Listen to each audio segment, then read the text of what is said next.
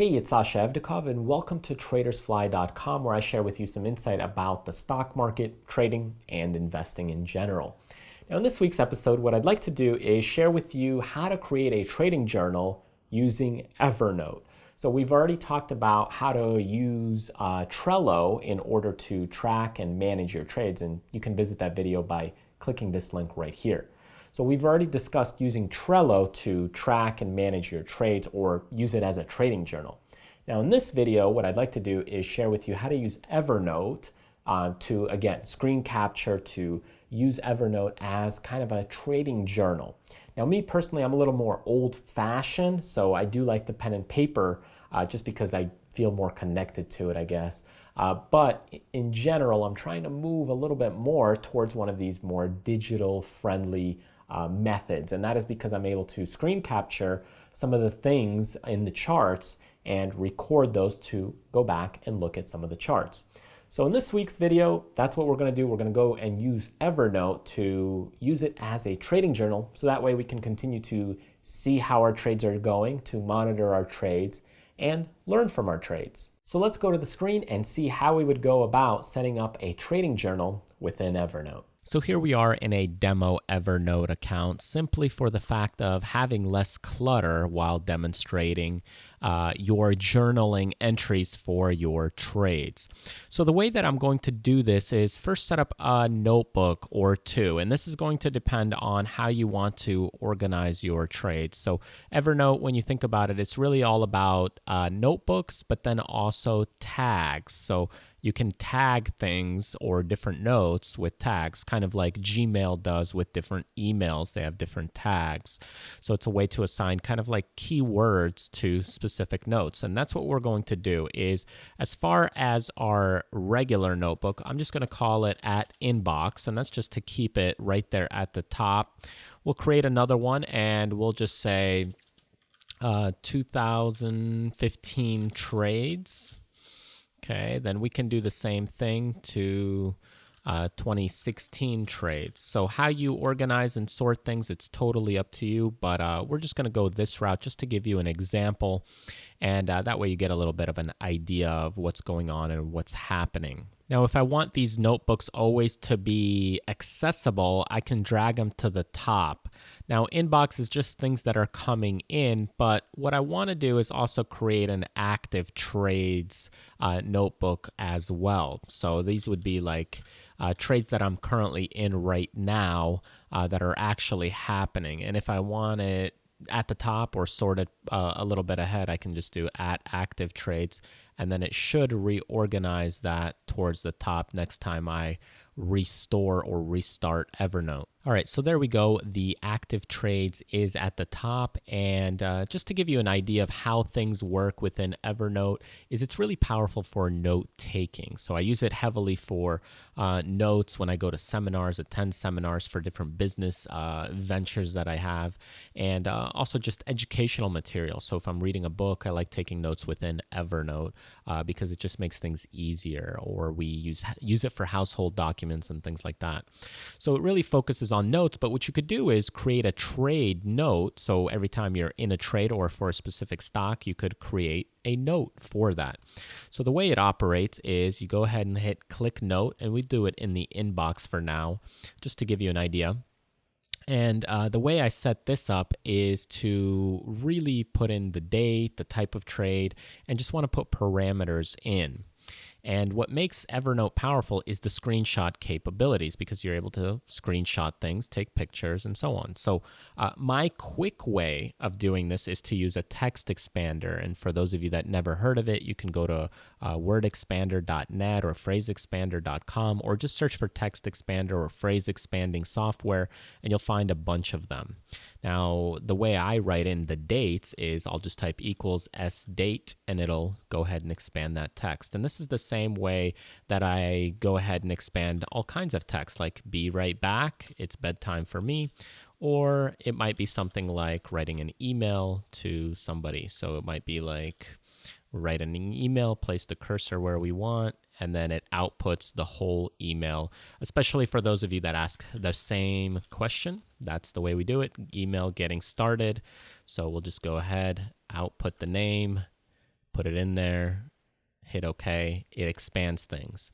So the way that we use these phrase expanding capabilities is so that way we don't have to copy and paste the same thing time and time again. So every time I create a trade or there's an action for a trade, we go ahead and for me, I've set up the function equals day and it'll pop up. I'll hit shift and now I can go ahead and fill things in. So if it's the first day and then the current date, then if it's a profit loss or none of those, then we can say that the amount that we made for today, we can say our stop price for the stock, it might be 122. How many days remaining? If it's an option, it might be, let's say, 60 days remaining or 40 days remaining.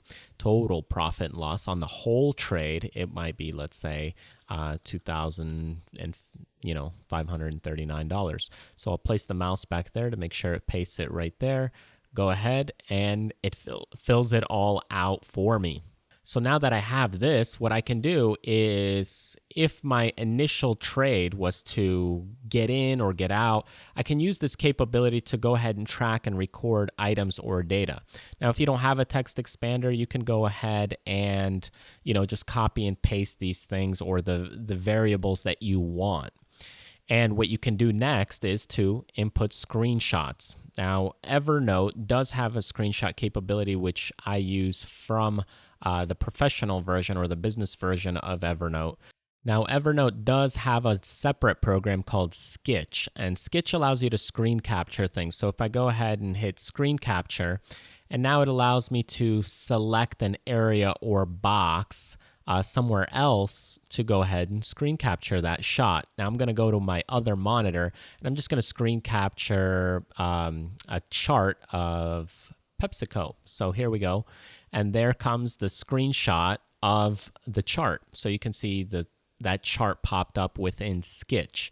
And now what we can do is save it to Evernote. So once I hit saving to Evernote, I link the two together, which you just enter your 2 login credentials, and now it should be in there.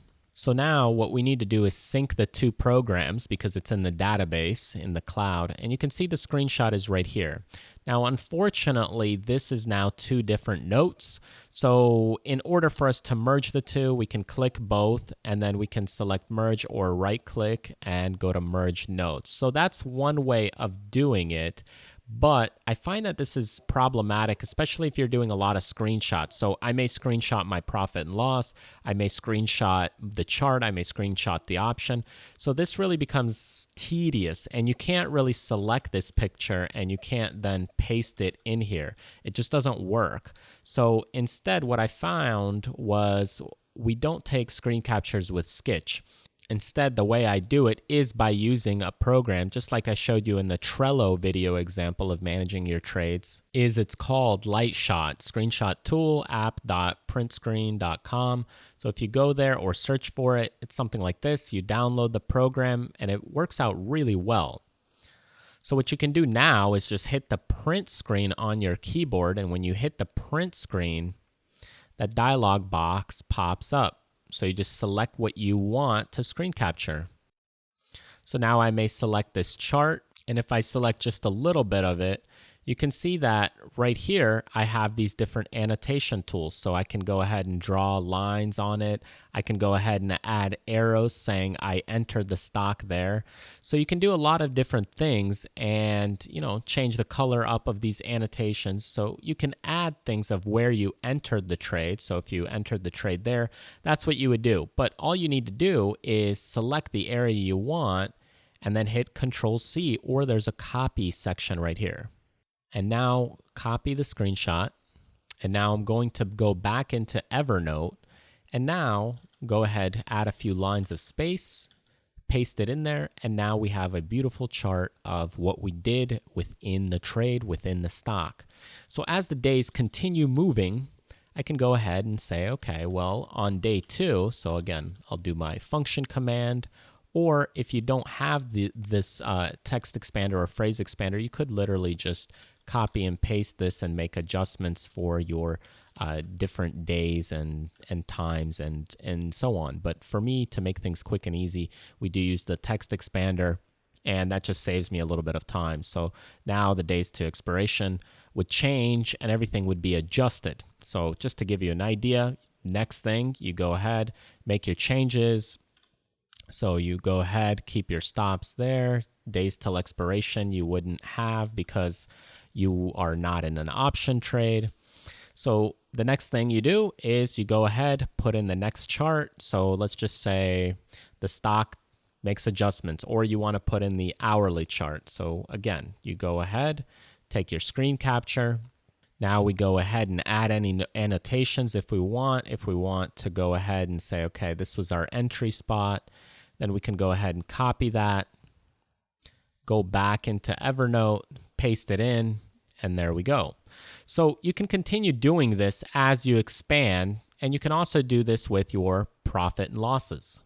Copy it and then go ahead and paste it right in there. So there we have our variables, how we did. We had Netflix, 2% change, $15 in profit for the day, $1.34. So in fact, those numbers would add up. So day profit, let's just say $1.34. Total profit would be $15.67, and you continue this process moving on to the next chart and the next chart. Now, as far as organizing all these trades as you go through it, you can go ahead and continue to stack this upon until you're done through the trade. So you may continue this all the way to day number 15 or 25 if you want to do day by day where your profit is whatever it is, let's say $56, and then you can say, okay, exited the trade for $56 in profit, decided that earnings were too risky. So you can continue this process and then go ahead and take another screenshot and add it in. Now, as far as your titles, organizing, everything like this, here's the way that I would manage this in Evernote, or the way that I would do it. So now we have this note that we've created, and you may have many of these trades. So this would be one trade on Netflix or PepsiCo or whatever trade you're doing. So the first trade, what you would do is you would have maybe the date. Then you may have on Netflix. Then you may have how many shares. You can add a lot of different things to it, so that way you know what it is. You can have it long or short, an option contract, a calendar. So as you start setting these things up, you will know exactly what that trade is about. And you can start adding tags. So for example, if this trade is still live, what you can do is make it an active trade. If it's a long trade, you would say long, and you would continue adding these different tags. If it's Netflix and you trade Netflix often, you can type in that ticker symbol. And then you can go ahead and add in any option trades as well. If you're doing option trades, you would add in calendar, and I'll go ahead and do that now just so that way my tags get filled up. So you can see these tags are getting filled up right here. So we can do option trades, such as option trade on its own. We can do a vertical. So now I start filling these up. Now, of course, these verticals and these calendars do not apply. So what I can do is sort my tags.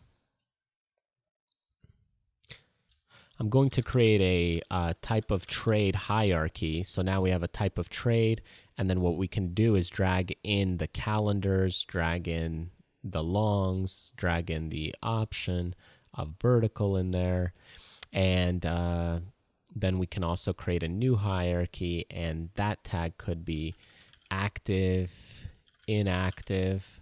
So we'll have the active there. And then what we can also do is create another hierarchy of stocks. And now we can drop in Netflix in there if we also had other stocks we traded like Microsoft, Tesla. So now those tags would get added in there. And we can go ahead and drag those in there as well. So that way in the future, as we start building on this tag area, we can go ahead and just reuse tags, or if we want to look back on these trades, we can look back on them. You can also create years such as 2015. So you can go ahead and create years such as date of the trade. So here's our year, so you know when that trade was, and you can pop those in there and put it in your tag as well on your trade. So if this trade was active, I would go ahead and move it to active trades. That way, when I go to the active trades notebook, I see all the active trades that I have. So as you start building this out, so here on this trade, what we may do is go ahead and say that, okay, this trade, again, we'll put in the date. And then I'll go ahead and say, okay, let's say this one is PepsiCo. We have, let's say, 200 shares. And then we are a long position. And I may go ahead and do more trades. So now you can see the active comes up there. Then we'll type in PEP for PepsiCo ticker symbol. We can say it's a long. And, you can continue to expand this 2015 for the year. And now you have this trade ready to go. So as you start closing out the trades, what you may end up doing is, this is in the active trades. So as you start closing these trades out, what you are probably going to do is start adding in also success and failure. So this one might be success, and then another one might be a failed trade. So you'll have a failed trade. So as you start filling this in, you may have different trades that you want to go back and watch and see how they did. So in this one, I'm just going to move this and do it in, create a new tag.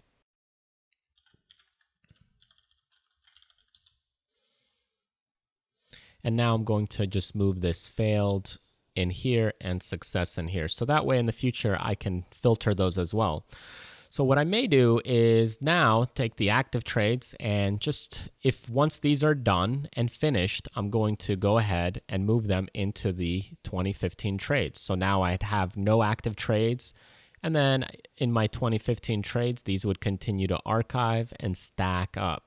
Now, if I wanted to see the failed trades, I can go ahead and hit failed, and I would see that trade. If I want to see the success trade, I can hit that one, and that would show our PepsiCo. So the failed one was our Netflix, the success was our PepsiCo, and I can go back and look at the charts, exactly how they're presented, what they're doing, what I did wrong, and allows me to just go back and look at things. If I wanted to go ahead and just see Netflix trades, PepsiCo trades, or any other trades, again, they're all in there, and I can go ahead and click around. And this really just sets things up fairly well for a trading journal.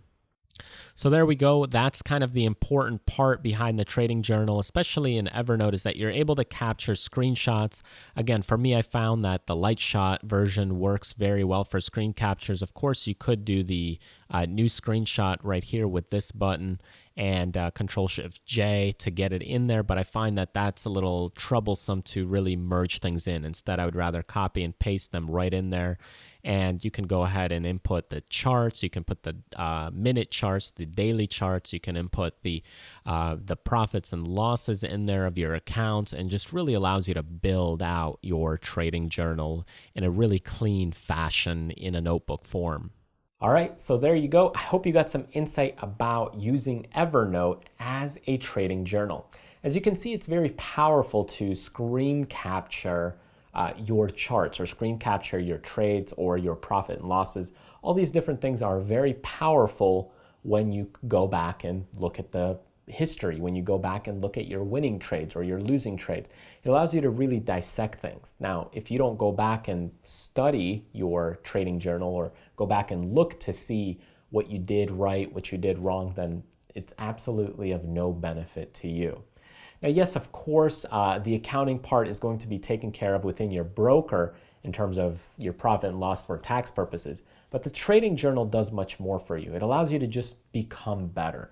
It allows you to look at things from another perspective. So if you have a journal, whether that's in Trello by clicking this link right here, or whether that's, in Evernote or pen and paper, having something and going back and taking the action to look and study what you did right and what you did wrong is going to pay you big dividends in the future. All right, thanks for joining me in this video. If you want to see some of the books, courses, and in-depth video trainings that I have available, then go ahead, click this link, and when you get there, enter your name and email address, and I'll send you rapid recaps as well as some specials and promotions as they are released. And you can browse the website and see some of the other courses and training material that I have available that aren't available on YouTube. But if you do want to continue hanging out on YouTube and sticking on YouTube, then you can click one of the thumbnails right below this video and we'll continue learning together. Thanks again for joining me. Remember that there's more to life than just financial gains. Go out, do what you love, contribute to others, but most importantly, live life abundantly. I'll see you next time.